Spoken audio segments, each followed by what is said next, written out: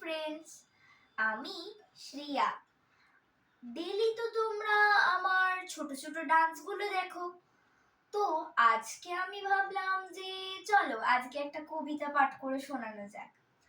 তো আমি আজকে একটা কবিতা বলবো, যে কবিতাটার নাম সাবধান। তো যদি কোনো সাউন্ড আসে প্লিজ ইগনোর করো।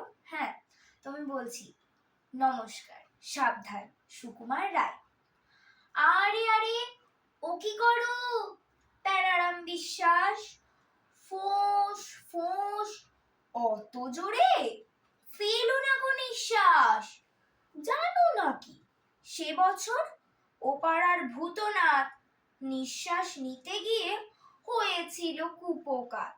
হাঁপ ছাড়ো হ্যাঁস ফ্যাঁস, ওরকম হা করে মুখে যদি ঢুকে বসে পোকামাছি করে।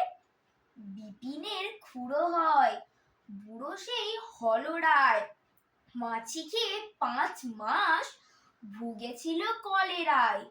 তাই বলি সাবধান, করো না গো ধুপধাপ, টিপে টিপে পায় পায় চলে যাও চুপচাপ।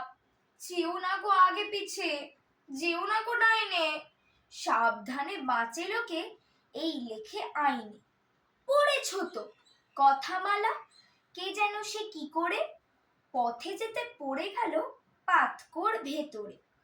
ভালো কথা, আর যেন সকালে কি দুপুরে নেও না কো কোনোদিন ঘোষেদের পুকুরে। এরকম মোটা দেহে কি যে হবে কোন দিন, কথাটাকে ভেবে দেখো কিরকম সঙ্গী। ছোট্ট কেন হয় নয় কে বা জানে স্পষ্ট, যদি কিছু হয়ে পড়ে যাবে শেষে কষ্ট। মিছি মিছি ঘ্যান ঘ্যান কেন করো তক্ক, শিখেছ জ্যাঠামো খালি ইঁচড়েতে পক্ক। মানবে না কোনো কথা, চলাফেরা আহারে একদিন টের পাবে ঠেলা কয় কাহারে।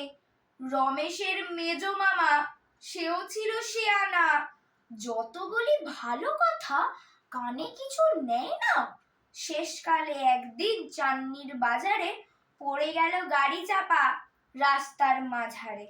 নমস্কার।